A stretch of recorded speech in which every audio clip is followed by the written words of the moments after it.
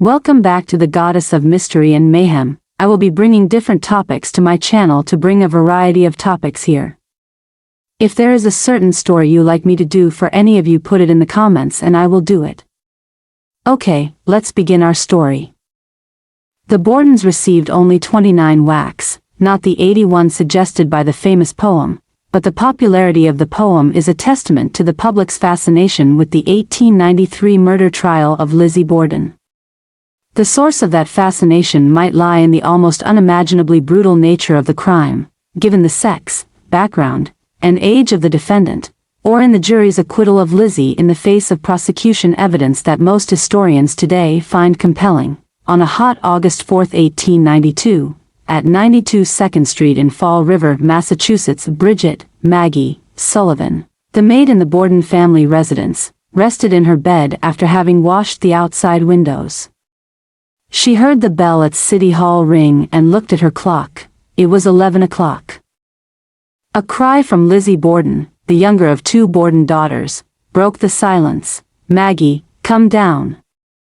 Come down quick, father's dead, somebody came in and killed him."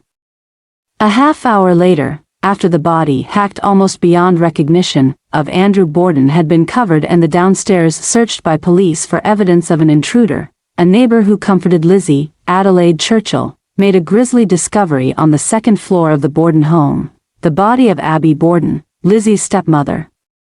Investigators found Abby's body cold, while Andrew's had been discovered warm, showing that Abby was killed earlier, probably at least 90 minutes earlier, than her husband. Under the headline, "Shocking Crime," a venerable citizen and his aged wife hacked to pieces in their home. The Fall River Herald reported that news of the Borden murders spread like wildfire and hundreds poured into 2nd Street, where for years Andrew J. Borden and his wife had lived in happiness. The Herald reporter who visited the crime scene described the face of the dead man as sickening. Over the left temple, a gaping, 6 by 4 inches wide gash had been made as if someone had pounded it with the dull edge of an axe. The left eye had been dug out, and a cut extended the length of the nose. The face was hacked to pieces, and the blood had covered the man's shirt. Despite the gore, the room was in order and there were no signs of a scuffle of any kind. Initial speculation as to the identity of the murderer, the Fall River Herald reported, centered on a Portuguese laborer who had visited the Borden home earlier in the morning and asked for the wages due him, only to be told by Andrew Borden that he had no money and to call later. The story added that medical evidence suggested a tall man who struck the woman from behind killed Abby Borden. 2 days after the murder, papers began reporting evidence that 33-year-old Lizzie Borden might have had something to do with her parents' murders. Most significantly, Eli Bentz, a clerk at S.R. Smith's drugstore in Fall River, told police that Lizzie visited the store the day before the murder and attempted to purchase prussic acid, a deadly poison. A story in the Boston Daily Globe reported rumors that Lizzie and her stepmother never got along together peacefully, and that for a considerable time back they have not spoken, but noted also that family members insisted relations between the two women were quite normal. The Boston Herald, meanwhile, viewed Lizzie as above suspicion.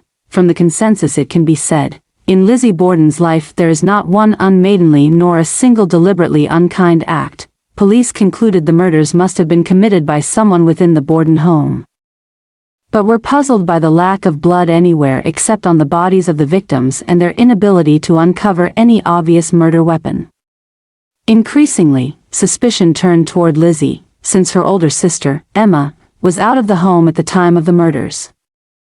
Investigators found it odd that Lizzie knew so little of her mother's whereabouts after 9 a.m. when, according to Lizzie, she had gone upstairs to put shams on the pillows.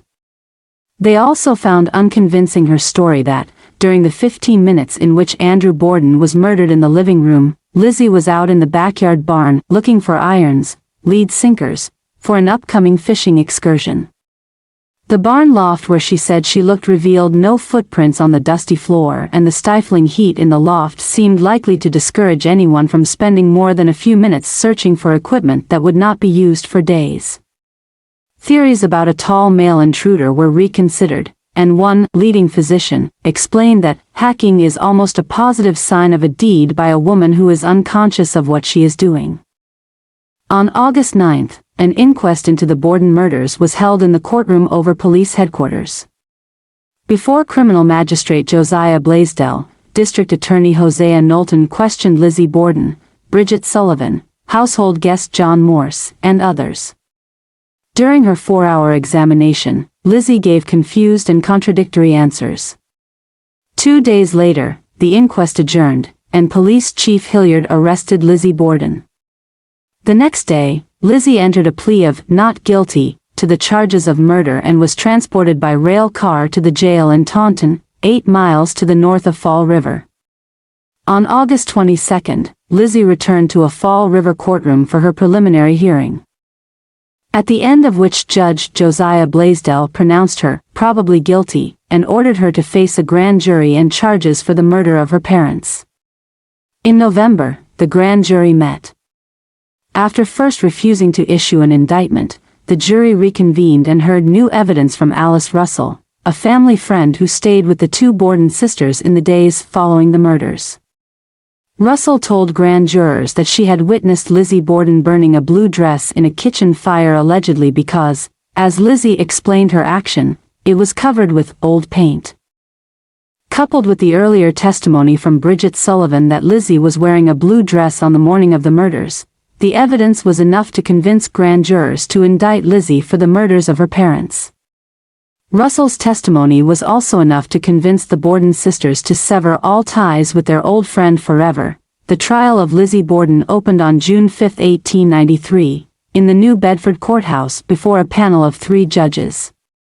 A high-powered defense team, including Andrew Jennings and George Robinson, the former governor of Massachusetts, represented the defendant, while District Attorney Knowlton and Thomas Moody argued the case for the prosecution, before a jury of 12 men.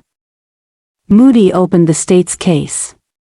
When Moody carelessly threw Lizzie's blue frock on the prosecution table during his speech, it revealed the skulls of Andrew and Abby Borden. The sight of her parents' skulls, according to a newspaper account, caused Lizzie to fall into a faint that lasted for several minutes, sending a thrill of excitement through awestruck spectators and causing unfeigned embarrassment and discomfiture to penetrate the ranks of counsel. For most of the 2 hours of Moody's speech, Lizzie watched from behind a fan as the prosecutor described Lizzie as the only person having both the motive and opportunity to commit the double murders, and then pulled from a bag the head of the axe that he claimed Lizzie used to kill her parents. The first several witnesses for the state testified concerning events in and around the Borden home on the morning of August 4, 1892. The most important of these witnesses, 26-year-old Bridget Sullivan, testified that Lizzie was the only person she saw in the home at the time her parents were murdered, though she provided some consolation to the defense when she said that she had not witnessed, during her over 2 years of service to the family, signs of the rumored ugly relationship between Lizzie and her stepmother. Everything was pleasant, she said. Lizzie and her mother always spoke to each other. Other prosecution witnesses disputed Sullivan's assertion that all was fine between Lizzie and her stepmother. For example, Hannah H. Gifford, who made a garment for Lizzie a few months before the murders, described a conversation in which Lizzie called her stepmother a mean good-for-nothing thing and said, "I don't have much to do with her, I stay in my room most of the time." Sullivan also testified that Andrew and Abby Borden experienced stomach pains on the day before the murder and told jurors that at the presumed time of Abby's murder, Lizzie claimed she was washing outside windows. Sullivan testified that she opened the door for Andrew Borden after he returned home from his walk about town, and then described hearing Lizzie's cry for help a few minutes after 11 o'clock. Several witnesses described seeing Andrew Borden at various points in town in the 2 hours before he returned home to his death. Household guest John Morse, age 60, described having breakfast in the Borden home on the morning of the murders and then leaving the house to perform chores. The next set of witnesses described events and conversations after the discovery of the murders. Dr. Seabury Bowen, the Borden family physician summoned to the home by Lizzie in the late morning of August 4, recounted Lizzie's story about looking for lead sinkers in the barn. and her contention was that her father's troubles with his tenants probably had something to do with the murders. On cross-examination, Seabury agreed with the defense's suggestion that the morphine he prescribed for Lizzie might account for some of the confused and contradictory testimony she gave at the inquest following the murders. Adelaide Churchill, a Borden neighbor and another important witness, remembered Lizzie wearing a light blue dress with a diamond figure on it, but did not recall seeing any blood spots in it. John Fleet, the assistant marshal of Fall River, recalled his interview with Lizzie shortly after the murders. Lizzie corrected him. He testified when he called Abby Borden her mother. "She was not my mother, sir," Lizzie replied. "She was my stepmother. My mother died when I was a child." The most compelling testimony came again from Alice Russell. Russell described a visit from Lizzie the night before the murders in which she announced she would soon go on a vacation and felt that something is hanging over me. I cannot tell what it is. Then, according to Russell, after describing her parents' severe stomach sickness, which she attributed to bad baker's bread, Lizzie revealed, "I feel afraid something is going to happen." Explaining her feelings, Lizzie told Russell that she wanted to go to sleep with one eye open half the time for fear somebody might burn the house down or hurt her father because he was so discourteous to people. Turning his questioning to the Sunday after the murders, District Attorney Moody asked Russell about the dress-burning incident.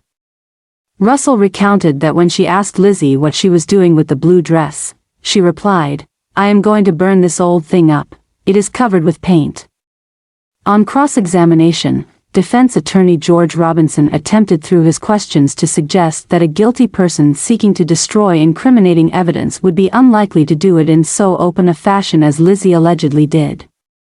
Russell also recounted a conversation with Lizzie about a note, which according to Lizzie's account, she received from a messenger on the morning of the murders summoning her to visit a sick friend. Lizzie used the note to explain why she thought her mother had left the home and therefore didn't think to look for her body after discovering her father's.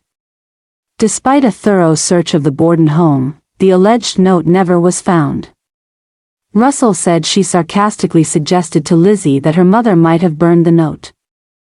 Lizzie, according to Russell, replied, "Yes, she must have." A newspaper account of the prosecution case likened it to a pigeon shooting match in which District Attorney Moody kept flinging up the birds and defying his antagonist to hit them, while the ex-governor, defense attorney Robinson, constantly fired and often, but by no means always, wounded or brought them down.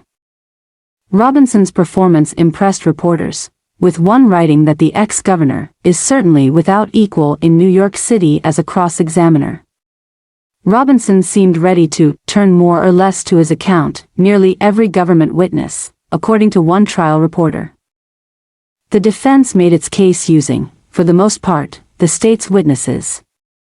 "There has never been a trial so full of surprises," wrote one reporter covering the trial, "with such marvelous contradictions given by witnesses called for a common purpose."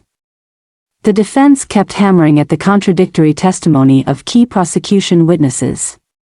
The defense also explored holes in the prosecution case, where, the defense asked, is the handle that supposedly broke off from the axe head that the state hauled into court and claimed was part of the murder weapon? The state had no answer. The defense also exploited the government's timeline, which allowed from 8 to 13 minutes between Andrew Borden's murder and Lizzie's call to Bridget Sullivan. Robinson tried to suggest the difficulty of washing blood off one's person, clothes, and murder weapon of blood, and then hiding the murder weapon, all within that short period. The decisive moment in the trial might have come when the three-judge panel ruled the prosecution could not submit into evidence that Lizzie Borden's inquest testimony, full of contradictions and implausible claims.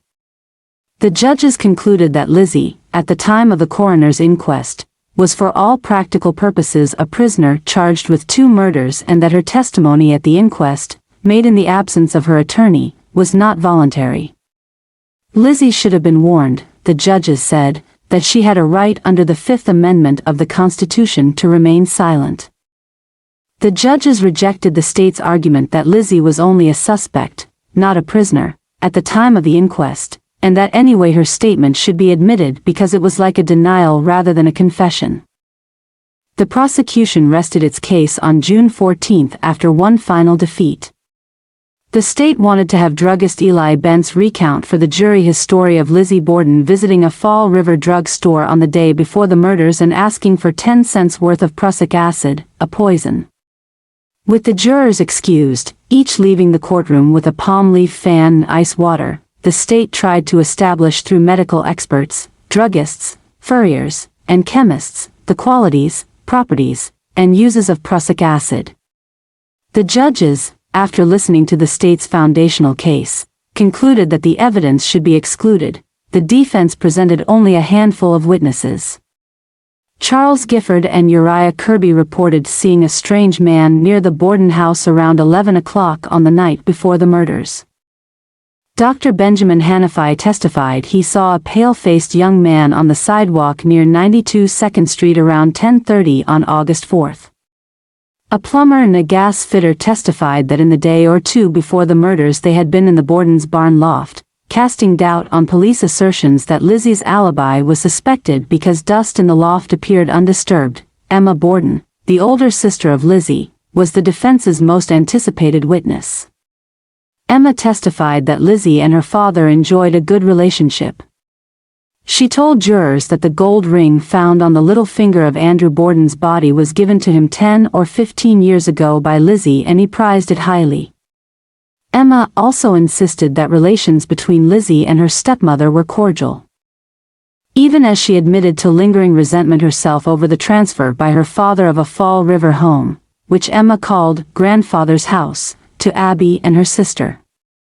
The defense had also hoped that Emma might testify that the Bordens had a custom of disposing of remnants and pieces of dresses by burning, but the court ruled the evidence inadmissible.